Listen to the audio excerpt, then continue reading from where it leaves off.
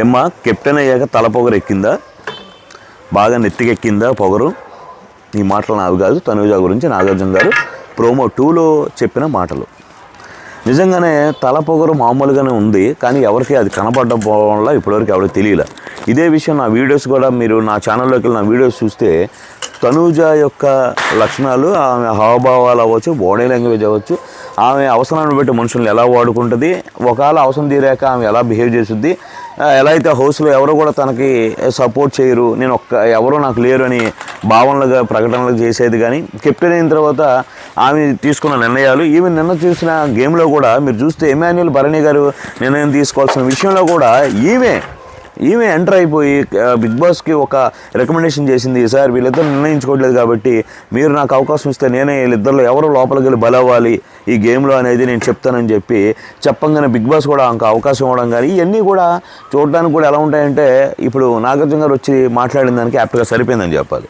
ఇప్పుడు నిన్న కూడా ఈ విషయం మీద చాలామంది అక్కడ ఉన్న వాళ్ళని అడిగారు. డేమాన్ పవన్ అడిగితే ఉన్నట్టు ఫ్యాక్ట్ చెప్పాడని అనిపించింది.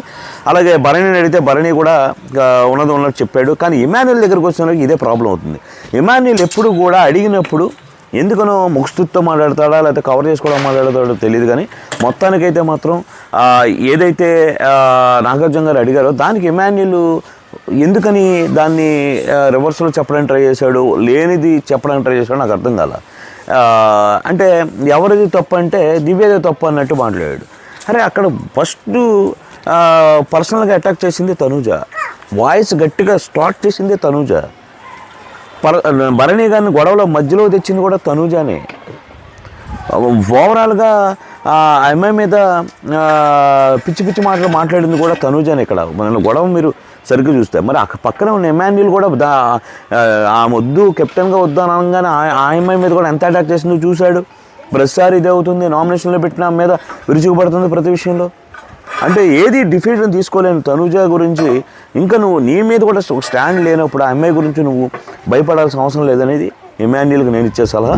అలాగే నాగార్జున గారు కూడా అదే విషయం మీద ఏదైతే కామెంట్ చేశారో ప్రోమో 2లో 100% తనుజకి ఆమె ఏం బిహేవ్ చేస్తుంది అనేది అర్థమవుతుంది అనేది నా ఫీలింగ్.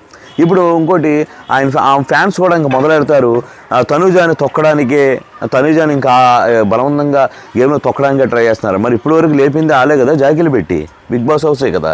ఈరోజు తప్పు జరిగినప్పుడు మాట్లాడకుండా ఉండమంటే ఎలా ఉంటారు?